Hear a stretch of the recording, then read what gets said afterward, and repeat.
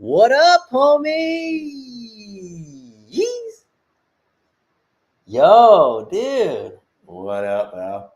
You're on the fadey, huh? The I'm Eddies. on the faded train. He's on the Eddies. Yo, I'm on the Eddie. What are you on, brother? Dude, I just smoked a little nice bowl of puddles, but bro, it's 420. We can't be disrespectful, but doesn't matter because we're gonna bring in our amazing guests here in a sec. But guys, what episode? What episode is this? This is 125, my brother. Holy shit! Oh, yeah, brother. 125. What the fuck? We're live.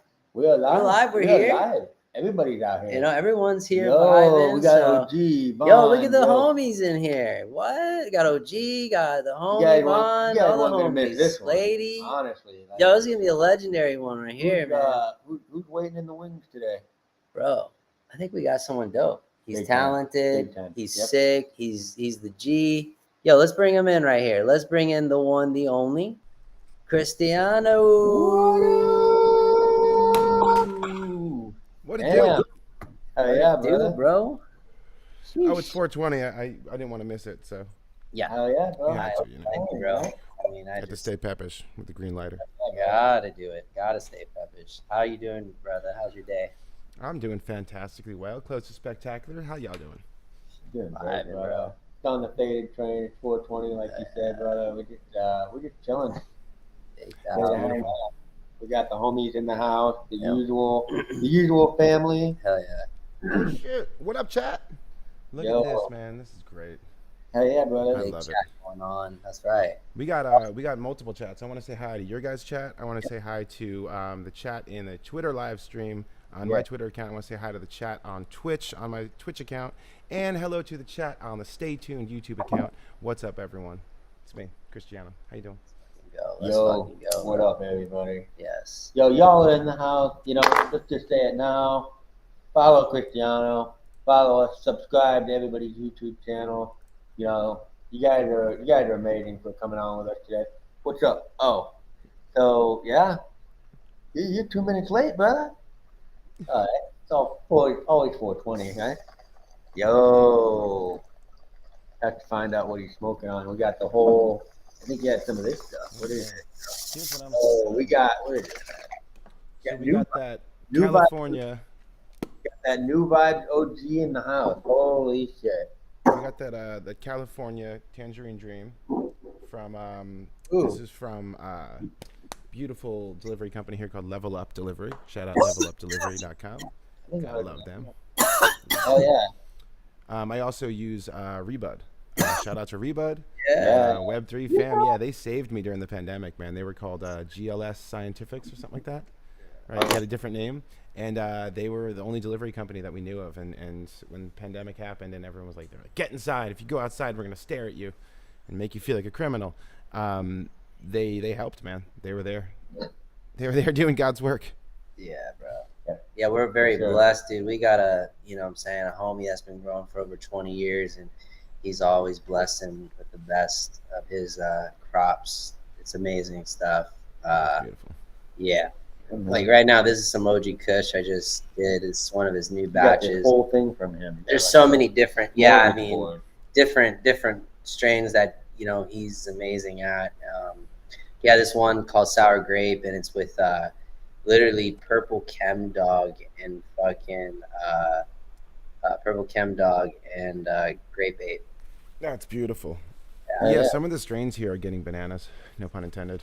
Yeah, right. It's just wild how it's all kind of going crazy. But we've always wanted that. Like it's so funny because we grew up. I mean, I don't know how old you guys are, but I'm 36, right? And we grew up in this. Same here, bro. 36. There we go. So we all graduated the same year. So we literally grew up in that world where it was like we went from like being busted for a dime bag to like if you're not in like cannabis, like you're not financially savvy. You know what I mean? It's like you don't have some of your like portfolio diversified into cannabis companies. Like, what's wrong with you? And it's like we were like, listen, I've been loving cannabis since when it was not allowed. Remember those like I remember when I remember the old school days. Like it was so like sketch just to fucking meet up just to get pot. Oh yeah. Parking lot. I mean, I had homies where it was so funny. We would be meeting up in a fucking Bonds parking lot, and I'd park, and I'd see my homie and I'd be calling him up, and he would just be like, yo, you see those like cops in the parking lot? And I'm like, yeah. He's like, yeah, we're gonna go on the upper level. It's like, it was so, Dude, it was so sketch, and we had to behave stupid. like criminals for Yeah, just like smoking a little weed. It's just fucking smoking bizarre. weed, bro. It's so stupid. Like, I mean, I get it. Like, yeah, dude. When it got to the point where you're What like, year was this? Like, by the time I was like 15, 16 years old. okay. Yeah, like 17. It's funny because we already sound like grandparents to like Generation Z, but like they're gonna be like, tell me more, Grandpa, about how you have to risk your life for a dime bag. You know, it's like we're fucking different, dude. Built different, man. Also, this mug. Look at this. Oh, Yes. oh wow. This is probably. I couldn't. Yeah, I couldn't find one that said rum, so Oh my it's god. actually rum. Yo. Nice. Yo, I was saying earlier, shout out to all Let's the stay pirate. Wow. Shout out to all the pirates. Yep. And the Pepsi. Throw up them pirate flags and the Pepes. Shout out to all the Pepes and the pirates. That's right. Yeah, brother. Hell yeah. The Pepes and the pirates have a lot in common, man. You know, Yeah. it's like the pirates were just kind of like when I say the pirates, for those of you who don't know, I do a show every day, Expert Advice, at 8 p.m. Eastern, and that show is I think it's one of the longest running. I think it's the longest running daily, at least. Like I have this Spaces streak of longest running daily consecutive hosting. So I've never taken a day off in 375 days. Which is nuts. So yeah, so it's that's where the pirates came from. The pirates are the Expert Advice crew, and their whole thing was like, we just wanted to be the friendliest, nicest pirates you could find, and we do take over every single space. So we were like, we might as well wear these pirate rings. And now when people see those pirate rings, they're like, oh, this will be good. Let's bring one of them up. And so we kind of have like a reputation for being like either going to be funny or informative or helpful or like really supportive emotionally, you know. And that's, I think, really what the Pepe community is too, which is why there's so much, you know, like the Venn diagram between those two communities is almost a circle, you know. There's just so much because it's all about like loving and helping in that community, and that's really, I think, that's why I found you guys in there. That's why you find Jay Lee in there, you know, Violetta, Kane Mayfield, like all these people that are just like OG. for free helping out. Yeah, they don't need to be doing it, you know. This is all voluntary. That's what's so cool about Web3. Yeah. And I think that was the thing, like, you know, because I was, you know, we were both, you know, I got him after the day after I got in as well. It was like the third day of the launch of Pepe. Nice. And I remember, like you said, it's just like as an artist, I was just telling him, I was just like, dude, it was just feeling it. It was just like, yeah, I just want to. It had nothing to do with money, nothing. It was just the love. It was just the connection. That was it. Like, and just like, dude, by the way, I love your song. Love, Thank you, man. Love you guys' song as well. It's fucking fire. Yeah. Like No, that was so cool, and I think that it was really important that you guys did your song too, because like you had the same vibe. You were yeah. like, let's inspire other people to make their own song. Yeah. Yo. Right? Like Yeah. let's get it out. Let's get it out fast. Like get it out fast. Get it out now. Yeah. Because you understood like every day that we didn't do that, you know, it was like the culture was fading and we needed that music, and then the other musicians were like, yeah, fuck yeah, this is the best way I can pump my bag with a song. And you know, and it was just so easy for the musicians to get it. And I think the other artists are lagging with they're getting it now. Yeah. Like the PFP artists started to get it. They were like, oh, this isn't an enemy. This is literally like 2,000 people sitting there who would totally buy a Pepe NFT. You know, and a lot of these people had Pepe NFTs just sitting there, and they're like, oh. And so those communities have started doing really well. Like I know Lo-Fi Pepes did well. My friend Brad works with Hi-Fi Pepes. Shout out to Hi-Fi Pepes.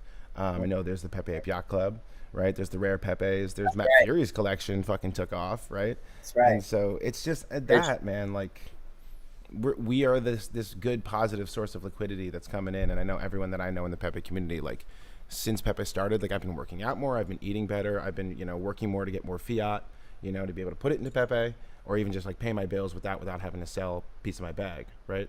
So like it's making people work harder, you know what I mean? Like that's what's so crazy. It's like it's kind of pulled people out of their apathy. Even if they're spending all day just hating on Pepe, they're still doing something. Right. Yeah. You know, it's like they're still being proactive about something, even if it is shitting on our frog. But Yeah, bro. We're gonna feel a lot better now that this whole debt ceiling thing is all passed, and the whole SEC thing. You know, we're all once it like right now. I'm starting to, and I know I think you feel it too. It's like I'm feeling this like nice open like a runway. Like It's like this runway that we're about to just, you know.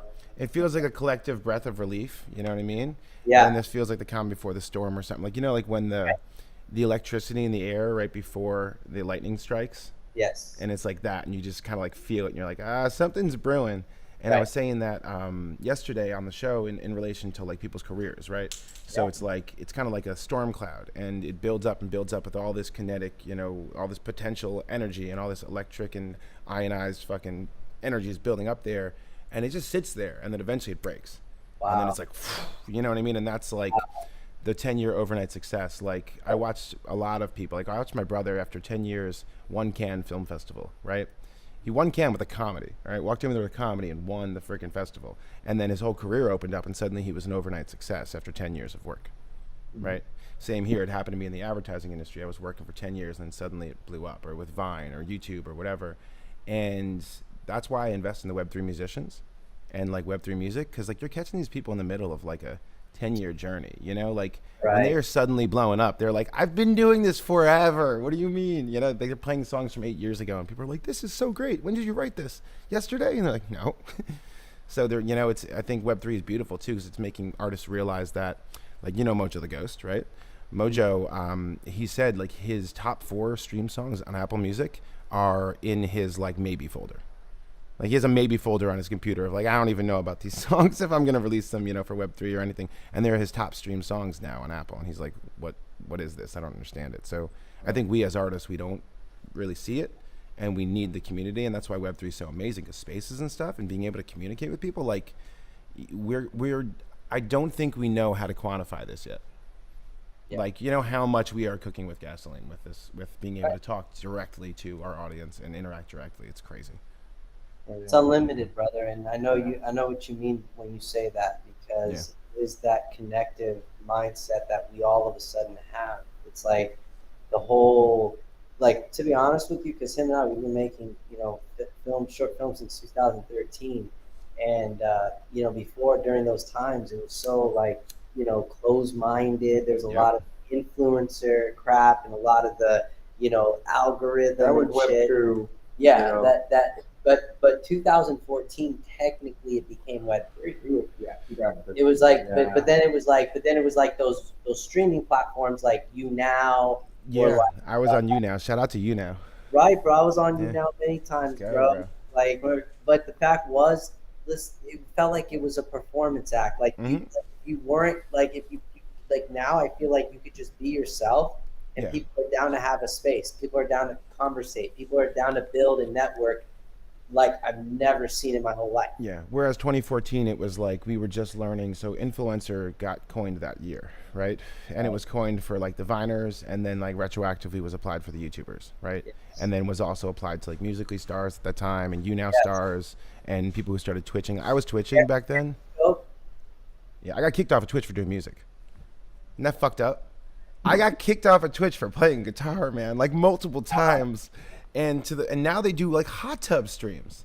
it's ridiculous. You know what I mean? And like they made a whole thing of like trying to get musicians on there, and I was like, what do you mean you were trying to kick us off? I had to do a picture, like stream on my PlayStation to get away with it. I would have to play like Last of Us or something, and like PlayStation, it puts you in a little box in the corner.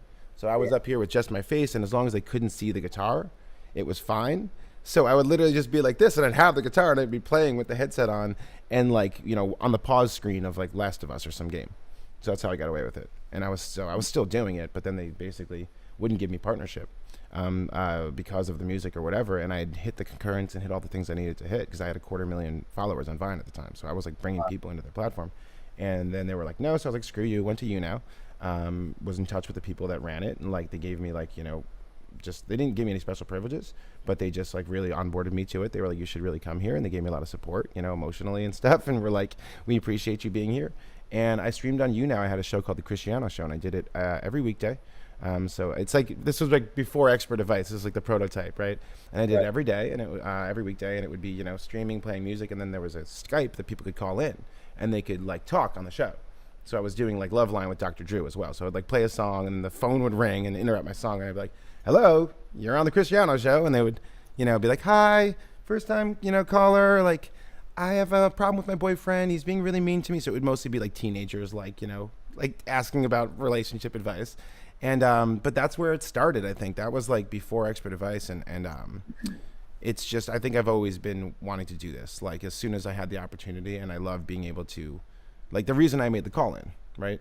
Because I was like, streaming is not enough. Just the chat is not enough. I need to be able to talk to people, right? Right. And so I had been like craving spaces, like not knowing it for so long. I think we all were. Right. You know, and then it comes around and it's suddenly like, we're like, why is this so sticky? And it's like, what we have to realize is that like we just are the first ones to get it. Right. It's going to be sticky for the whole world. Of course. Like people are going to get so addicted. Like Elon's going to have to put in a whole nother building of servers. Yeah. You know, like just for clearly. Yeah. I think that's what trips people out with Web3 is it's like they're realizing this is not going to get easier, so I have to put in the work and be smarter in order to survive the landscape and all that. Well, that's what it is, man, right? It's like we have to constantly move upstream. And that's what people don't get as artists, as musicians, as filmmakers, especially as filmmakers. Like, Film 3 isn't even there yet. Like, the 3 people sitting here are going to be like some of the founding fathers of Film 3. Yeah, bro, like, we're working on our fucking feature film right now, man. That's what I mean. It's just like, it's just, you know, we made over 150 short films, so it's like, you know, for us, like, dude, same. It's like I have so many music videos and things under my belt. That's why what you guys should think about doing is like, you know, token gating that library, right? Yeah. I'm sure you've already thought about it, but like that's what I'm doing with Stay Tuned. Stay Tuned is going to be, you know, you can get like a pass to get access to everything, or like it's an NFT, or you can buy the NFT for each show. And so it's like each show is $5 or whatever, or the pass for everything's like $100, but it's a lifetime pass kind of thing. Or you can do rentables as well. So it's like, because there's rentable NFTs now, so you can have like a whole bunch that are like, yeah, they're $100, or you can rent them for $9 a month or whatever, and then you get into like Netflix thing. So it's like, and we're the first ones to do this shit. Yeah, it's crazy, you know. Yeah, that's cool. No, that's really cool. Yeah, we're gonna be doing something like in our own way, where it's called film passes, where people are gonna have access to, where they get behind the scenes of this $10 million feature film budget potentially, and you know what we're working on, and then all of our future projects go to our movie premieres. Dude, that's going to be kind of our. That's what I mean. That's such sick utility. Like, what? How can you even do that? I'm trying to think. Like, you can't do that through Kickstarter. You can't do that through GoFundMe or Patreon. Like, it's, you know. And so it's interesting. Like, people say NFTs don't solve a need, and it's like, maybe you weren't like a content creator then, because they solve a lot of needs for content creators. Otherwise, we wouldn't be here using them. If they were, you know. It's like the problem is the UX and the UI for the consumer is so shit. But that's on us too. You know what I mean? Like, we can hire UX developers, like people who know how to make a nice front end, you know, and like we can handle the back end. So I think it's just that, like, there's not a lot of UI people running around Web3 maybe yet. This is very much a back end type thing. But you know, I think once that happens, it's not like some mythical unicorn that has to float down from the sky. It's literally a whole ton of people specialize in UI and UX, and we just start listening to them. And we just start letting them be like, all right, can you make this usable? Like, make this designable and like somehow like designed for humans and not for cyborg robot people. Because that's what it feels like it's designed for right now. You know what I mean? You have to be able to like read like a long strings of numbers and understand things. And that's why the ERC 4337 contract is what I've started to like, you know, develop with and work with, because that lets you like, dude, it lets you pay. You could prepay gas fees. You can put a bunch of money in there and just be like, all right, no more gas fees. People can log into that with just their emails. So you could be like, okay, you can mint with your wallet, and then you attach your email address and never have to log in with your wallet again to access your stuff. Right? So you have like 2-factor authentication with your wallet too. So you could be like 2-factor authentication with your email. You know, so someone has to like get the code on your phone, on your authenticator app to even get into your account, right? But you don't need to log in with your you know, blockchain address. And so stuff like that, you can stack that with as many tokens as you want. You can build games, marketplaces, anything. And that was developed by Vitalik so that we could do this. It was developed like, we know what's wrong with Ethereum, right? You shouldn't have to, you know, pay gas fees for all these transactions. So it lets you build your own mini layer 2, essentially. Which is great, because really, like, none of us want to, we have to work with layer 2s now, but we don't want to. Yeah. So it's like, it lets you kind of abstract that away. Decent, you know, decent.xyz? They did something similar too. I minted a song off of that project. Fuck yeah. I love them. I minted my Genesis with them. Yeah, it's great. And it's Did you see the box? The thing they were releasing? Dude. It's basically, imagine it as one module that you just put on your website, like an embed or something, just like boom, it's there, right? And it's going to be your mint page for everything. So it's like when you mint out, automatically changes and just starts showing you all the OpenSea and Blur and all the different secondary listings wherever your stuff is, right? It accumulates all that and puts it there. So the mint page is just replaced with here's the secondary, here's where you can still buy it. And the buy button stays. And then basically when you're buying or minting, you can buy in any blockchain, any layer 2, Binance, anything. No bridging fee, like no bridging anything. They've extracted all the bridging away into the back end of this tool. So you can basically just be like, click, what do you want to buy it in? Pepe, Cum Rocket, fucking whatever coin you want. Ethereum, Bitcoin, you know, XRP, you know, and so it's like I was talking about wanting to be a cross-chain artist and wanting to do something across 12 different blockchains, right? And whether they heard me or not, or whether just, you know, we were thinking along the same wavelength and they saw what I saw, but like they built it. They built the tool that every artist now can just be like, it's available everywhere. Because why wouldn't you as a musician be like, where all things are sold? And it's not just for music. You know, you can be like any artist. You can just be like, all right, I put it on here. And then when people ask what blockchain, you just go, yes. Yes. What blockchain? Yes. All of the blockchains. Chia? Sure. You know, whatever. So it's like, I think that's what the future is going to be, because that's a great user experience. The user shouldn't have to know about all the different blockchains. They should be like, which one do you have money in? You know? Oh, I don't have money in an ETH, but I have some money in an XRP. And you're paying it, you're not paying gas fees. So I think stuff like that is really the future. And like, shout out to them, because they built it right from the get-go, man. They weren't a platform, they were a protocol. They're a protocol. And, you know, protocols are like, you own it. You know, like you make something, you own it. Like platforms are like, you make something, they own it. You know what I mean? Yeah. What made you get into music, bro? Like, what found you? What found your soul? Because like, you really are like, I mean, I've like I said, bro, I've obviously like been in the freestyle spots, but you know, but also I've listened to your music, bro, and like just like your Pepe song, bro, it's like really talented, dude. So thank you, man. What brought you to that? Music was probably why I was born. I feel like my parents heard a great song and then they made me, you know. But I came out, and by the time I was 2, I was playing piano. Sorry, it's my little husky. I can mute No. Here, let me gotta get the charger here. Sorry, had to put a power cord in. No, keep going, brother. So by the time I was, basically when I was 2 years old, my parents walked outside one day, and sorry, I have a husky. She whines sometimes. My parents walked outside of their bedroom, and they thought they had left the stereo on or something. They thought they had left some classical music on, and they walked out to see the baby grand piano, and it's me, 2 years old, little feet dangling, and just composing. And I was just, that's how, from that point on, I was just composing and just like, and I learned, they gave me piano lessons by the time I was like 5 or 6, and they like broke it, you know what I mean? They were like, this is middle C and this is how you play piano. But before that, I was just like understanding how this note goes with that note and that note goes with that note, and I was understanding, you know. Then they taught me scales and stuff, which is very rigid thinking, and I unlearned all that, you know. I unlearned all the things they taught me about scales and all this stuff, and it's just like, you know, when it feels right, you can feel the vibration. It's like playing by ear, but it's almost like playing by touch, because you know, with the piano it vibrates, with the guitar it vibrates, right? So you almost feel the difference in frequency between that. So sometimes you can play, like at my Webstock gig that's was behind me right now. It's right up there. That's a picture of me from playing Webstock, and actually the front of house engineer wasn't there, so the back of house engineer didn't know that the monitors were off, so I couldn't hear myself. So like everyone else could hear me, I couldn't hear my guitar or anything, and I played the entire show blind, just playing by like the feel of, you know, and like remembering what this chord sounds like, because I couldn't hear anything. It's nuts. But sometimes that happens, you know. And so with music, music's been in me since then. I started playing guitar and drums when I was 7. Got my first like recorder when I was like 6, I think, and I had a 4-track cassette tape recorder. And I started laying demos down, and I would flip it over and do backwards masking and stuff like the Beatles. And like, so I have some crazy tapes from when I was 7 of demos that maybe I'll release one day as NFTs, like I'll digitize them. But yeah, I've just been, you know, I've been recording it forever, and just, I love doing it. And it was always, so because that, it became very, it wasn't private. Like I started releasing music, 17, so 2004, on like Reverb Nation and MySpace and shit like that. Like in the following years when MySpace came out. And I had a MySpace page and everything like that. But like, in high school, I was releasing my first singles and everything, and was ready to do it. Was ready to leave and just go do that for the rest of my life.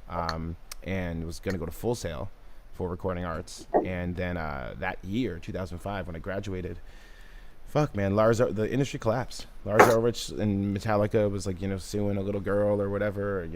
I know I have the story wrong in some way, but like, it was blood in the water, right? Like, so my father was like, there's not going to be a recording industry in 2006, right? Like, this shit's not going to survive. Everything was going down because Napster and LimeWire and everything just had kind of wrecked it. They couldn't figure out how to get a hold of piracy and how to do DRM, even though there's a bunch of people being like, this is how you do digital rights management. They were like, we don't know how. Like, Prince figured it out.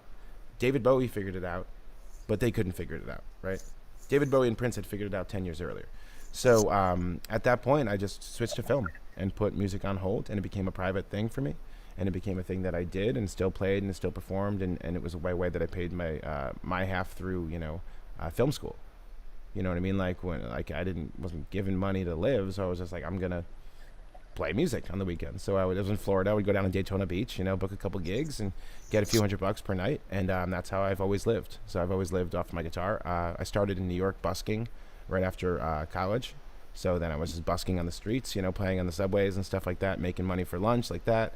So yeah, man, my guitar and my voice have always been the thing that I've made my money on, I think, on some level, but advertising and film and making music videos became way more lucrative. So it kind of got pushed on the wayside, man, and I ended up making so many different music videos and helping other people's music careers and blowing up. I've charted 8 artists, like helped so many musicians, but on some level, every time I died a little inside, you know what I mean? Because it's like, that could have been me, and I'm just spending my energy doing it for another person's career, over and over and over again. Yeah. And eventually it was 15 years of that, man, where I was just like, I'm good. Like, I'm good. I can spend a couple years on myself, you know what I mean? And I still feel guilty about it. Like, I still feel weird, helping myself and managing myself and like promoting myself as a musician. It's so much easier to do it with others. And I'm going to say this right, there's nothing wrong with fucking doing that, all right? Because I struggled so much before, like, I met this motherfucker. This is my right nut right here. I struggled so much before. Like, I was like an actor, dude, just going on thousands of auditions, agents and managers, rejection upon rejection, bro. It's the rejection game. But you know what? It got to the point where I was sick and tired of it, and I had my agent and manager. I told them, I said, guys, look, I'm going to start making my own content. I'm done. Yep. And they were just like, well, Jeff, no, and I just said, no. I want to do my own shit. Yep. I was so fucking tired of it, bro. Yeah. So you hit fuck it. Yeah. Eventually you hit fuck it, where you're just like, dude, I'm just going to do it. If I'm working this hard for someone else, I'm working for myself.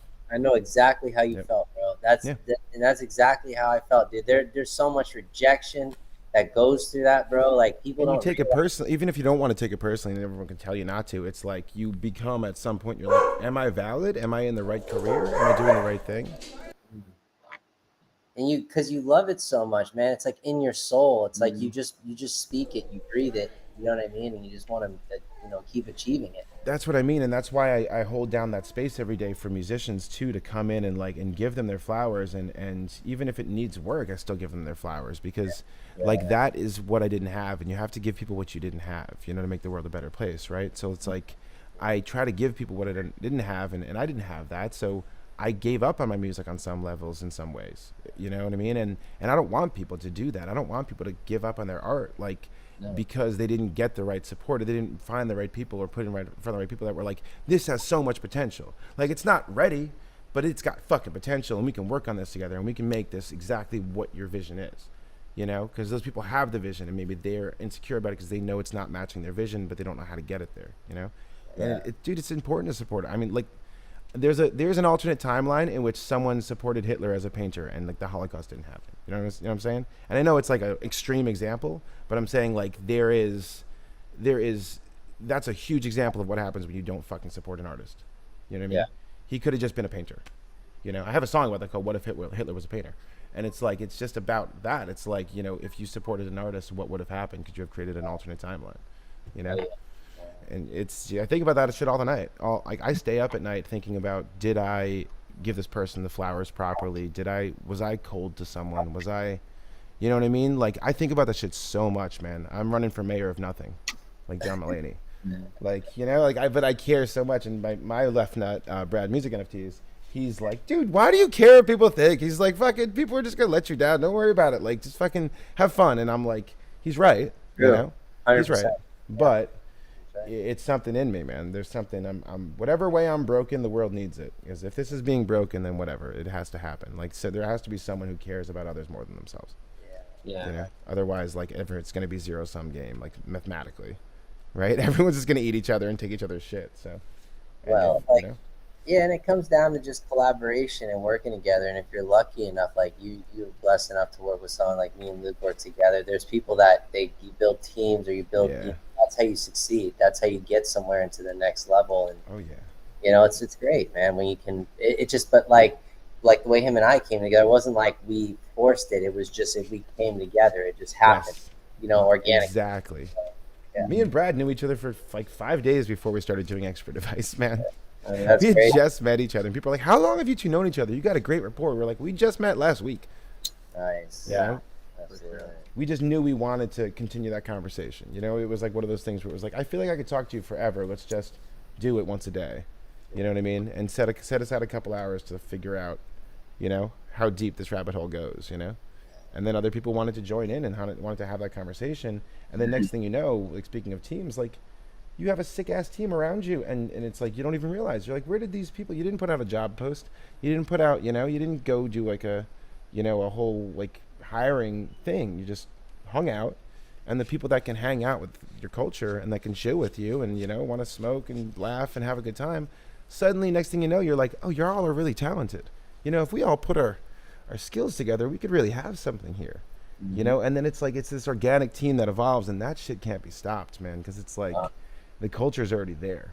Right. The fit's there, and it's like, corporations, like, they don't have any culture. None. Yeah. They have a corporate culture, but it's typically like HR decides that, and it's so sterile, and it's like, why would anyone want to work for a company like that when they could work for a company where it's like you could be on a satellite call and like smoking a bong and being like, as long as you're getting your fucking 3 things a day done, you're good. Right. Yeah. Right.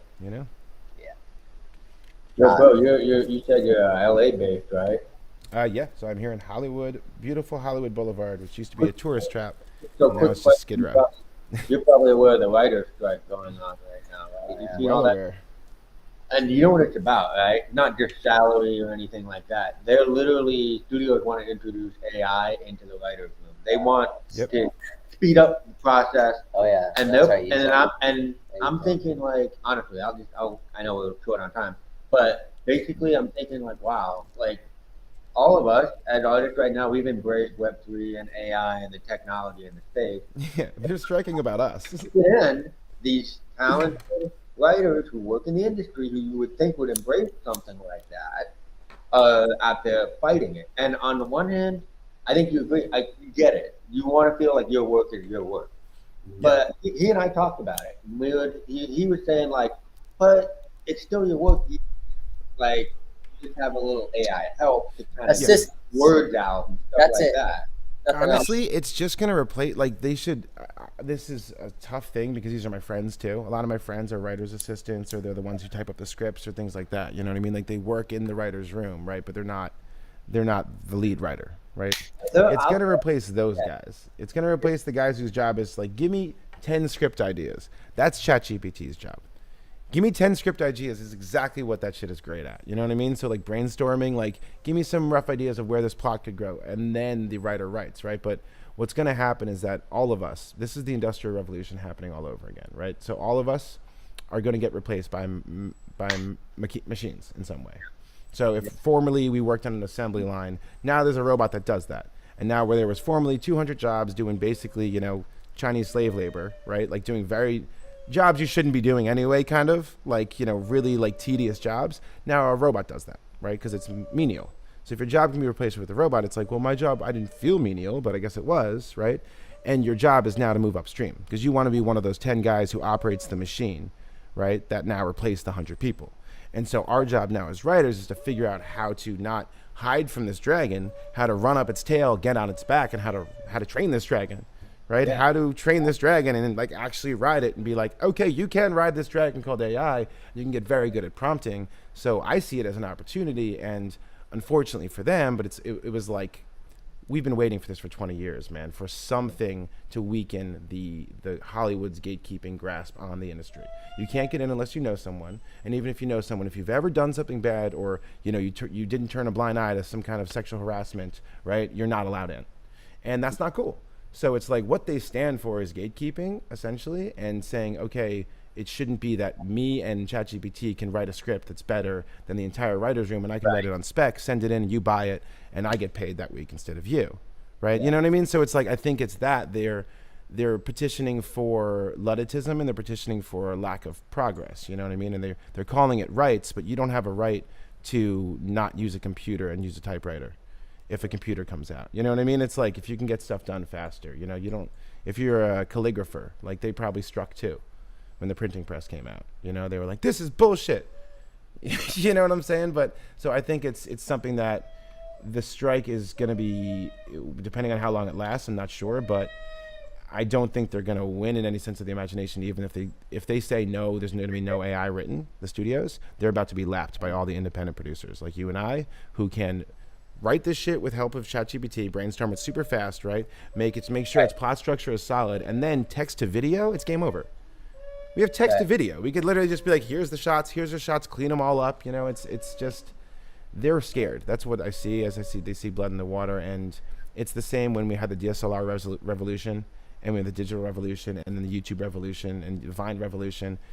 They're always going to be scared when a new technology comes to democratize it, because gatekeepers don't want things democratized, And so, we're coming. We're coming with an army of robots, and it's beautiful. Yeah. So I think for some of them, and like you said, it's not a battle they're gonna win, because they're not really fighting anything. They just have to realize they're fighting progress.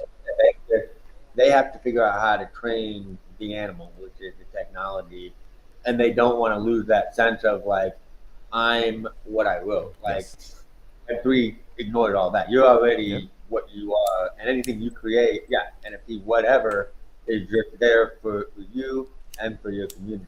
And that, once they get that, they're all going to leave the writer's room. They're all going to be like, yep, I'm going in that direction. Last time they were fighting over streaming, and they were like, streaming is the devil. And now they're like, please, can I have a Netflix series? They're done. The studios are done. Movies aren't done. Actors, writers, everything aren't done. You got to go are done. You got to go out there and make it your own. Yeah. There's a lot of gorillas out there like you. Well, we're the new studios. They're artists like that. Go out there and make it happen. Yeah, we are the new studios. We're gonna replace all the old studios, and that's the thing. Is like, the great thing is because like Tyler Perry, dude, he's got his own kingdom, and I respect. He paved the way. He showed it could be done. Taylor Swift is doing it in the music industry, right? On the biggest level. She's the biggest artist to ever go independent and say, screw you, I'm gonna re-record my own music, own my own masters. Right. And she's cutting out Ticketmaster eventually, and we'll get out of like Live Nation, and we'll do her own stuff, and she'll be leading the way, and she'll be showing people like, look how much money you can actually make as an artist when they're not stealing every dime from you. And as a filmmaker, you guys know too, the best thing we can hope for is a studio deal in which they pay us after their print and advertising, and suddenly their print and advertising just keeps going up and getting added to, and you never get your cut. I have movies that I'm owed money for that I will never get paid, because the studio will just keep being like, oh, every time it's time to pay you, we'll print another 10,000 DVDs, even though no one uses DVDs anymore. And it's the company that we own, so we'll pay the DVD printing company that we own with the money we should be paying you instead. And they've been doing this forever. So it's when people like play a violin for the industry and the studios, it's like, you got to look into how they're criminally run. Like, they're run like criminal cartels. And it's like, they don't have a right to continue to monopolize creativity. It's insane, So when Apple buys Disney and Warner Brothers, and they're all owned by the same thing, it's going to be all them versus all of us. And luckily, we have something bigger than Mickey Mouse, which is Pepe. Right. That's it. Saying. So speaking of that, I wanted to just go ahead and go. It's time for Break the Bank. Oh my God. So typically, Christiano, what we do here, buddy, is we will do a giveaway. We always give away like a Homeboi Flicks t-shirt. And by the way, what you're going to be getting, sir, is you're going to be getting your own. You saw your little custom guy. Yeah, he's super dope, man. Thank you. You're going to get your own custom shirt personally. Really? Yes. Oh, dude, that's sick. Thank you guys. Yeah, we got my girl. She's got like a printing machine, so I print the shirts and shit. And like, so yeah, bro, we're going to get you. You just got to let us know your shirt size, and then we just fucking You know, I can bring it on Friday. yeah, That's you can just fine, bring it man. to. Yeah, I There appreciate you you go. so much. Yeah. So yeah, so you just tell You me. guys who don't know, yeah, Friday if you're in LA, Pepe Fest. Yeah. So Yeah, 2 days I will be playing on Venice Beach. If anyone's in the LA area, come on down. 420 let's- on 6 I'll 9. be there, guys. Look for me in the Pepe yeah, mask. get the Pepe mask on. I'll be wearing the Cristiano mask.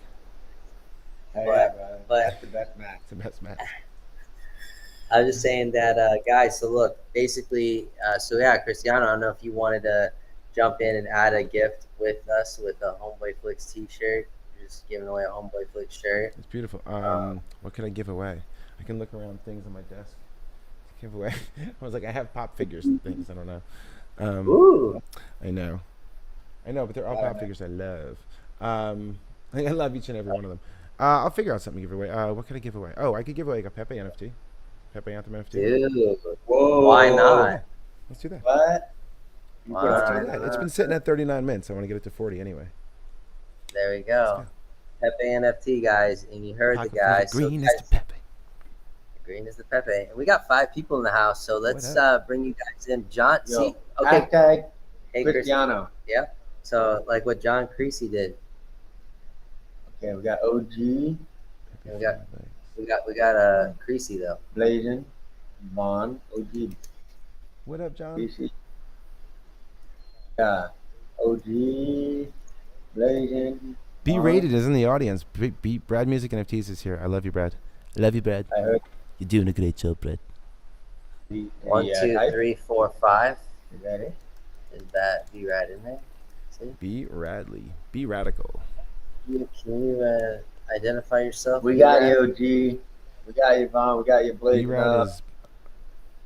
We got He's 6 under B people Rated. now. B rated. Okay. Yeah, I saw him chatting earlier. He's cool. Man, look.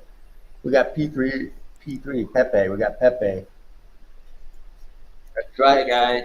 You heard it. Bigger than Mickey Mouse right here, guys. And we're nurturing it from it, this is just the beginning. Yep. Is that everybody got it? I think so. I think we got the 5 in the house.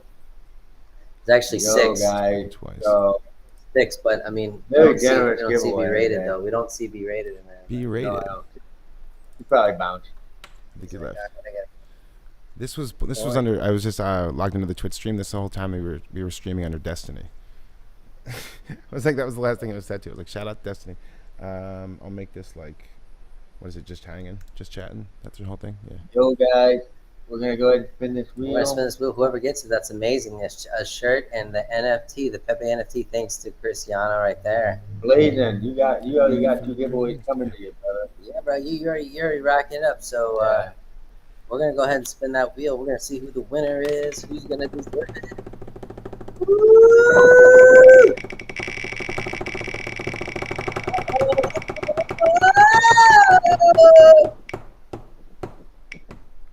Oh, it's bomb. Von Ferrero the Third. Let's go. Oh, fucking I homie. got There it is. That was so perfect. Yeah. That's so He's not the reason I was here because we were gonna do this anyway. But Vaughn was like, "Yo, you should go be on Homeboi Flicks podcast because they said they wanted to be on the thing." I was like, "Oh no way!" And so he reminded me. So that's so fucking beautiful that he won, man. All right. Yeah, There's order in the universe, everyone. it is. That's crazy. It comes back.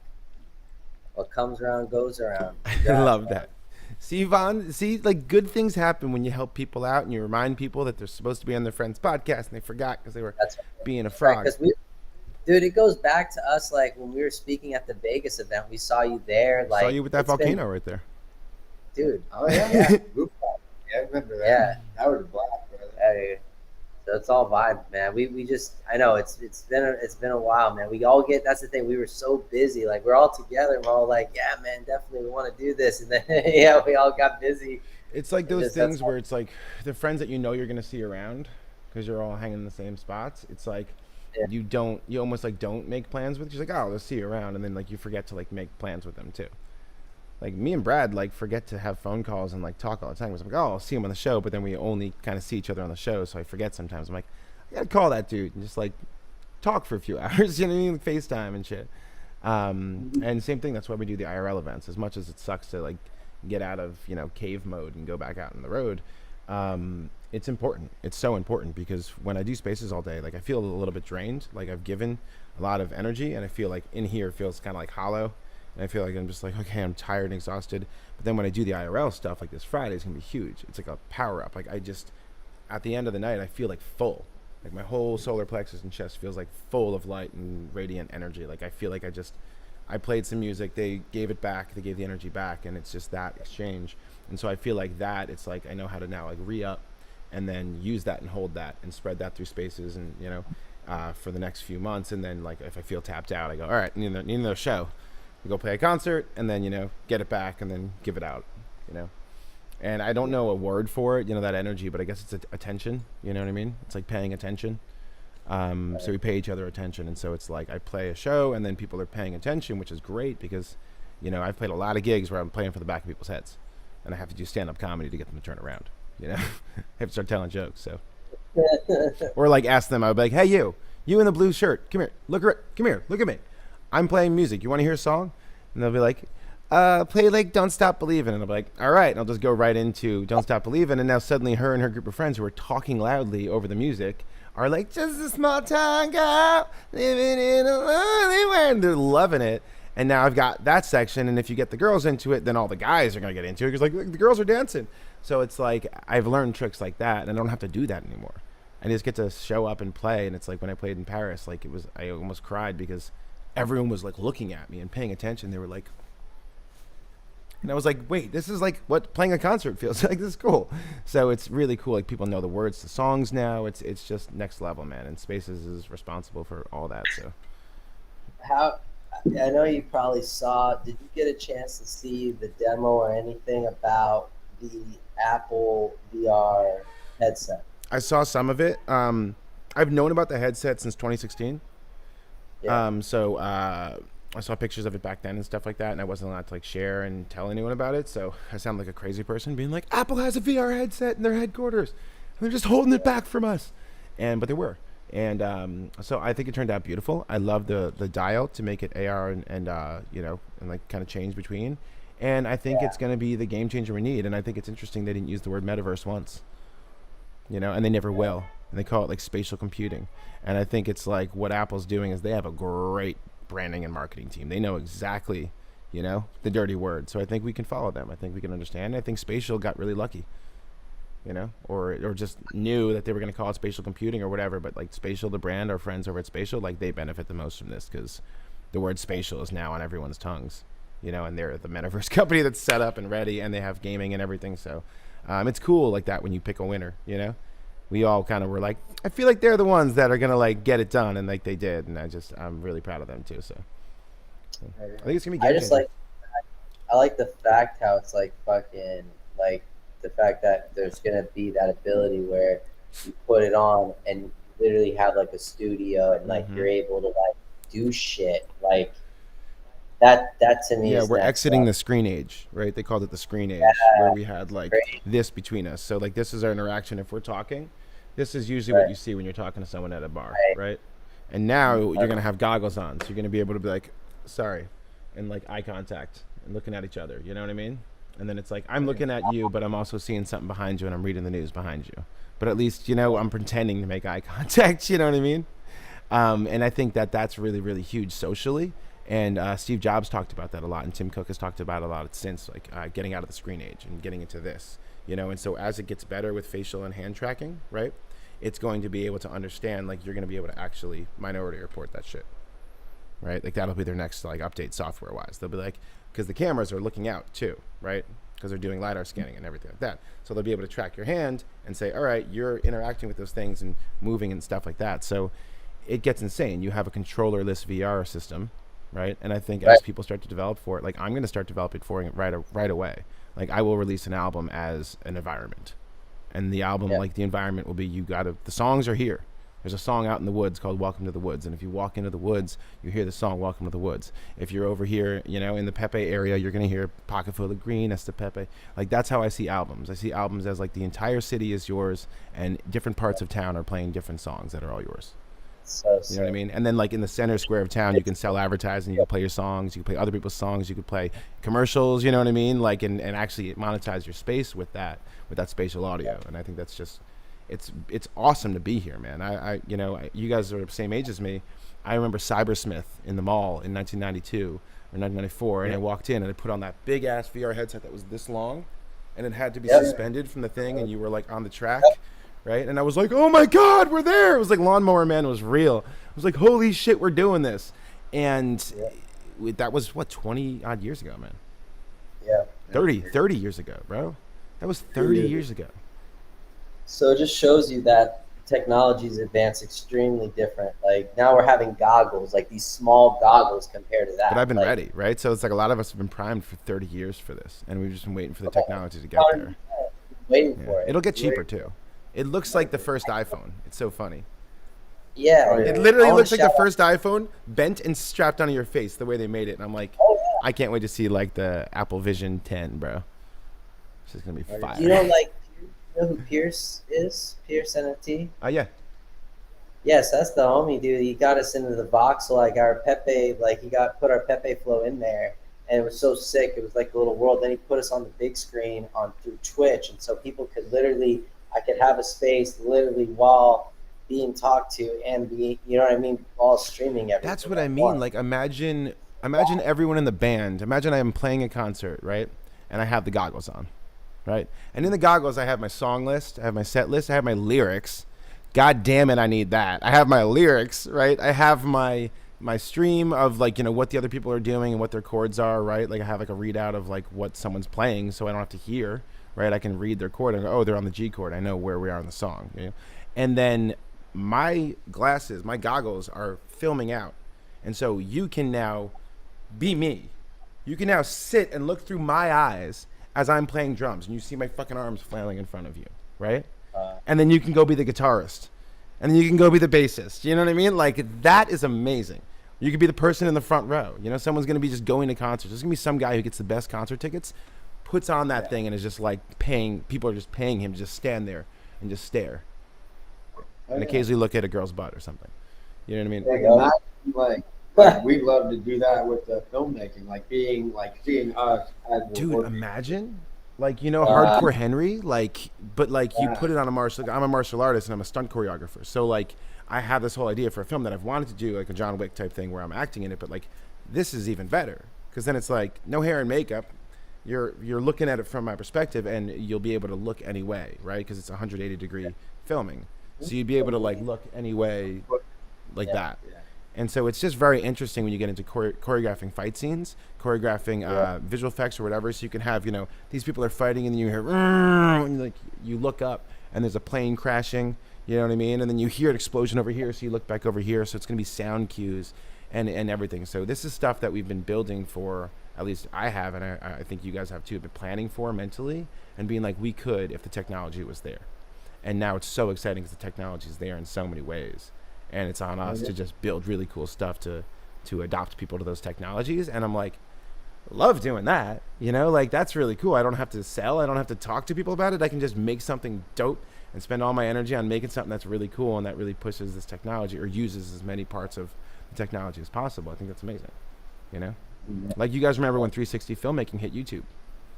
It was fucking game changing. And it was like, that's when it kind of started for me, when I was like, oh, that's so cool. So then there's no lights. As a cinematographer, I'm like, how do I hide my lights? So cool. Like figuring out how to like selectively light in the right ways where you don't see light stands, or, you know, you make pools of light or use practical lights, right? And then choreography, like someone running from over here, so you have to hear the sound to get someone to turn around because it's 360, right? So it's like that kind of stuff is, I don't even know if we have the masters of that craft yet, and it's like some of us in our spaces and in our groups and stuff might become the masters of that craft, of that 360 filmmaking, which is so cool to see, you know. Beautiful. That's, you know, I love being on the cutting edge, man. I love it here, man. Like Web3 is, I didn't know I was in Web3 before Web3, but I was always like the guy in Web2 that was like, yeah, but can we do this weird, you know, fringe? I was on the fringe of the fringe, and Web3 is definitely the fringe of the fringe, man. Right, sure. And I think we forget that sometimes, and we forget that, like, I think Pepe showed us that. We thought we knew everyone in Web3, and it turns out we were all just in bubbles. you know, and it took like something bigger than everyone's group to see, be like, oh, I didn't know these people. There's like 2,000 people that I met over the last 2 months that I didn't even know. You know, and that's just crazy, and it's great. It's, you know, I've introduced them to other friends. I've introduced them to you know, different musicians, to different NFT collections that they were like, I thought NFTs were all a scam, and I'm like, no, 95% of them, yeah, but like, you know, it's like not all, but like there is a small percentage, and Web3 is we're 4% of the population in crypto, you know, and Web3 is probably like, you know, 1% of the population, really.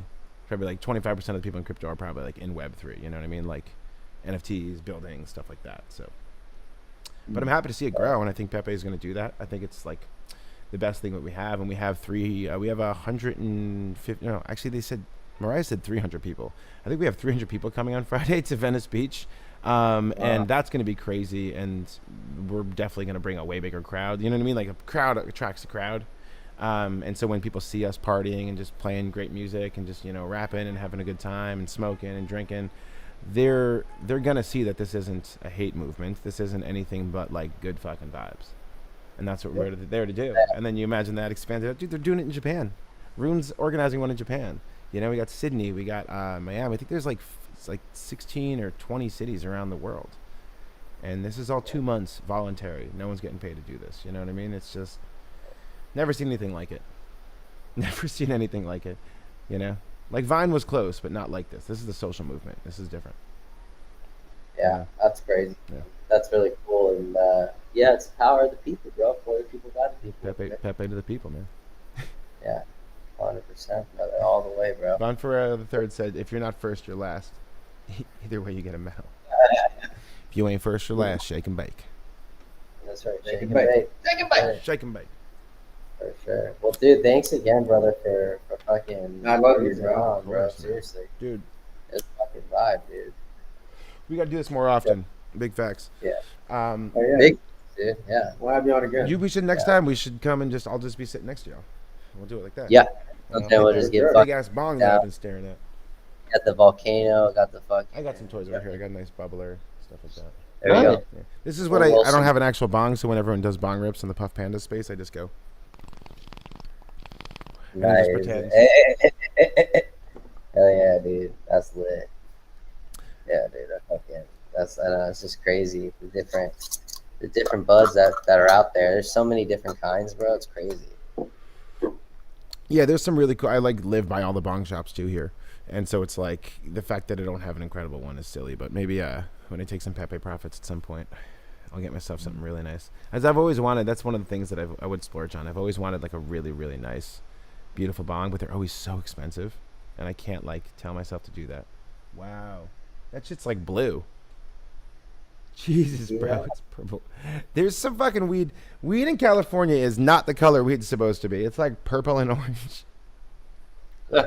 That's called puddles, bro. Some of the like dankest shit, bro. It's like frost. Yeah, it's in the last 5 years, man. All the weed in LA has become purple and frosted flakes.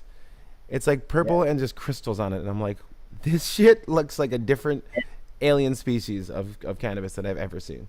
This shit's also got like fruity lime green and then like some dark forest green. That's my. And to go full circle in our conversation, that weed that we used to buy in the dime bags we used to buy in the alleyways as kids, that shit was brown. Right. And not good brown. It was just brown. Yeah, exactly, bro. It was Tell brown. them, bro. Because and it was 13. all sticks and stems. I was 13 on that mech. We call it mech.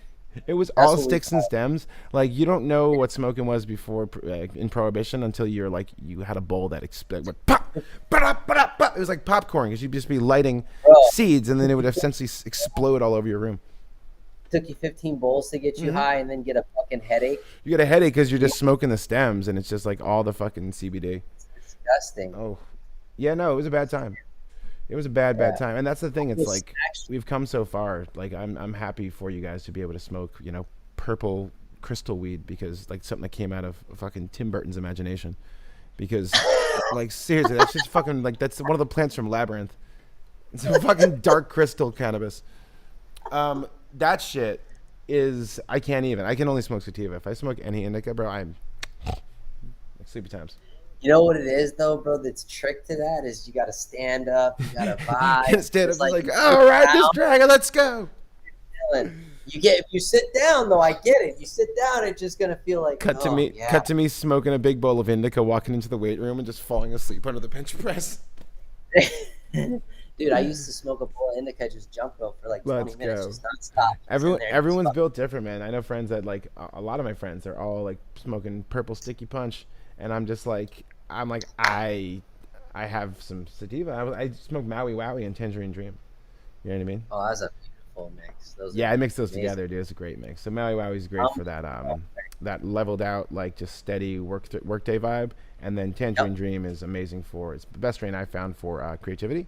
And it also makes you kind of horny. So it's a kind of an aphrodisiac too. So, but that's one of those things, you got to ride that dragon. You got to be like, don't think about that. Think about the work. Think about the creativity.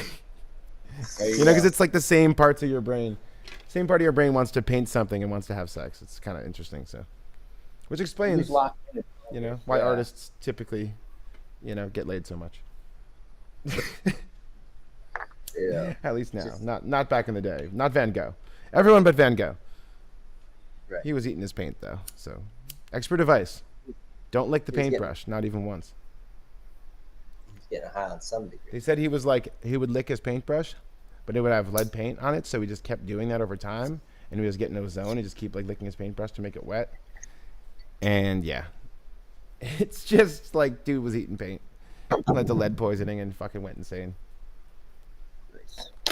They also said he had synesthesia though, things like that. But you know, I don't think that would have driven him insane. I have a form of that, you know, where it's like I see color, like I hear colors as sounds kind of thing, or I hear sounds as color. Like when I hear music, I see it like visually as well. My mind is like colors as well, which helps as well. So I'm able to color code things. It's like helped me learn music a lot. So, but yeah, honestly, I think anyone can do anything that I've found a way to do because I'm a growth mindset. It's just practice. It really is, man. Like you should hear my raps from episode 1 of Expert Advice, man. They're okay, you know. They're not like, oh my god, it was dog shit. Like they're okay. Yeah. But like now I'm doing things where I'm like challenging myself every day, and I'm like now I almost exclusively do rapid fire, and I never ever could do that. And now you know, and now it's like I'm doing that, and I'm doing like triplets in the rapid fire because I'm just like trying to see how fast I can get my brain to come up with things, you know. It's like if you always train on rapid speed, then when you just go, all right, I'm just going to drop some bars here and there, you can be really clever because you have a lot of time to think, you know.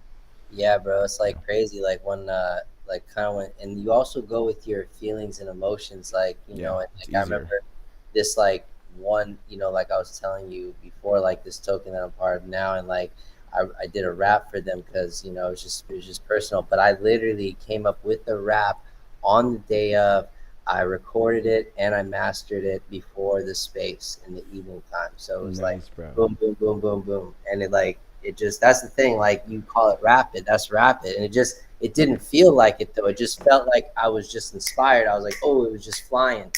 Like it just felt exactly. It. Like that's it. That's just all it is. Like, Pepe in the chat just said freestyle for us. Oh, I'm down. Let's do it. Throw on a beat, bro. I'll throw it down. I'm gonna take y'all out the headphones and put you guys on the loudspeaker. You want me to hit it, and you wanna take it over? I don't know. We'll see how it works.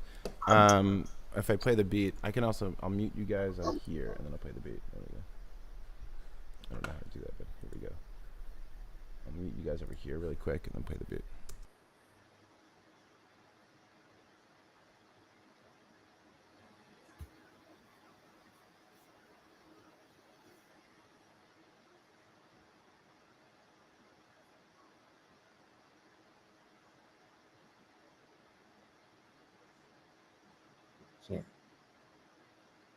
We can't.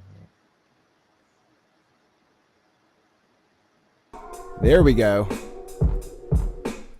We needed that old microphone button. I couldn't hear it. You hear me fine? Yeah. We in the Homeboi Flicks podcast.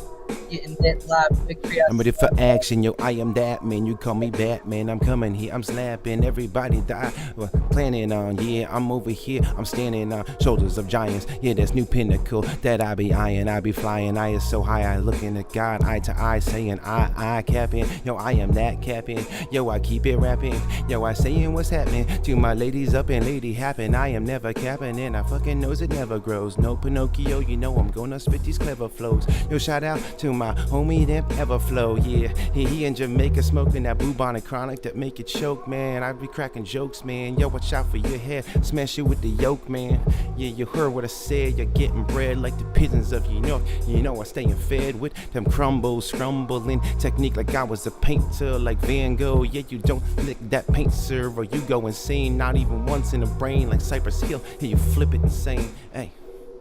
Yo, we going insane with the Homeboi Flicks crew. You already know we coming through.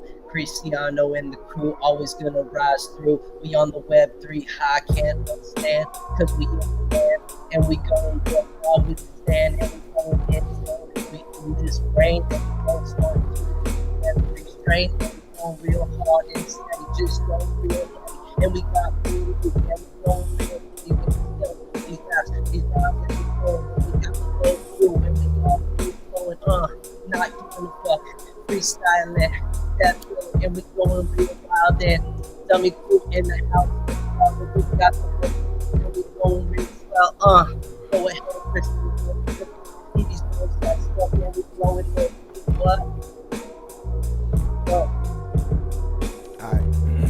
Right there. I hit it again and I'll kill it like a snowman. Yo, Frosty, you know I am. Yo, this is my name. Yo, it's my gram. It's the back in the day what I used to get in my hand. Yeah, I used to have to pay like fucking $40, man. And that shit was brown as fuck. Sticks and stems. Yeah, it was all of them picking them out. And then there's like a little snippet.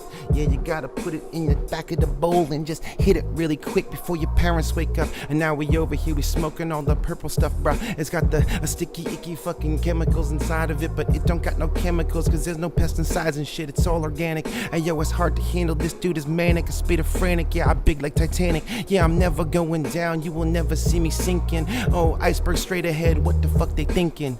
You gotta plow into it, do not turn.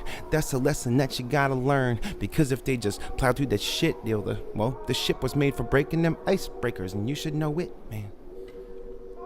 Seriously, we can learn from the Titanic. Don't steer away from your problems. Stay away from Just fucking steer right into those bitches. That's right. Woo. Oh, I'm crazy. gonna turn you back on. That's crazy. That was I fun. couldn't hear your bars because I had to mute you guys. You have to read. Got you. But I'll listen to it on the stream.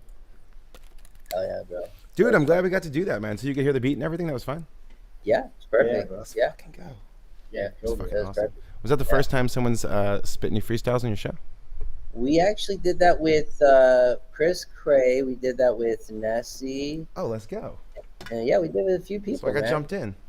Yeah, bro. Hell This yeah, is bro. awesome, man, because this is, practice for 5 Fingers to Death, because it's like, that's what I'm training for. And like eventually when that moment comes and they think that I'm not ready and they're like, yo, you want to hit? Because I'll like mention freestyling and they'll be like, Sway will be like, yo, hit him with the 5 fingers. And I'm like, oh no, I wasn't ready for this. And then just like feel like I've been dreaming of this moment every day, That's right. Yeah. It's They love, say bro. Luck is when preparation meets opportunity, right? Yeah, bro. And I was telling him, bro, I've been rapping, bro, since like I was that 10-year-old dude growing up listening to fucking No Limit Soldiers, 500 Degrees Boys. I grew up in New Orleans, so I was born in the South. So Nice, bro. I kind of grew up in that environment. But when I got to the age of like 15, 16, I was with my boys just staying up all night, hitting the different instruments with the guitar, the fucking drums, and literally, bro, we make a flow in like all night, just getting fucked up and just freestyling the whole night. And dude, and now we're doing it again, and then there's like hundreds of people coming in, and next thing you know, you've been doing it for 6 hours, and you look and you're like, there was like 2,000 people that just fucking heard us jam, and it's just, it's so cool, man. It's like we don't really have to change who we are and what we do. We just everyone's fine in their lane if they are just authentic and just like stay true to themselves, man. It's like there's room for everyone. It's so beautiful. Yeah, bro. Definitely, bro. Well, dude, thanks again for coming, dude. And we're going to do this again for sure. But everyone, dude, this is fun. Yeah. Hell yeah. We're going to, obviously take care of Vaughn there, the winner. Thanks again, guys. definitely for cruising in today. This is Yeah, and shout out to everyone in the stream, everyone in the chat in here, everyone in the Twitch yeah, stream, everyone in the Twitter stream, everyone on Stay Tuned TV. Shout out to Stay Tuned TV right there. yep, Some of y'all are on Stay Tuned TV looking at that, and you're like, hey, that's where I am. So yeah, and stay tuned for all this cool stuff. I think we should, also talk in the back end about doing some cool animation and things like that together, and just some fun projects, man. yeah, for sure, bro. This was the conversation that we needed to have. We never get a chance. We're always like at events, and we're just like, we get 5-10 minutes with each other. Yeah, for sure, bro. Definitely. Beautiful. We'll definitely we'll be in touch and get in contact for sure and do that. And yeah, man. Once again, we'll set something up in the future with you and everyone, man. We're gonna go out with the outro like we always do, guys. But once again, let's do this shit and mad love. Mad love.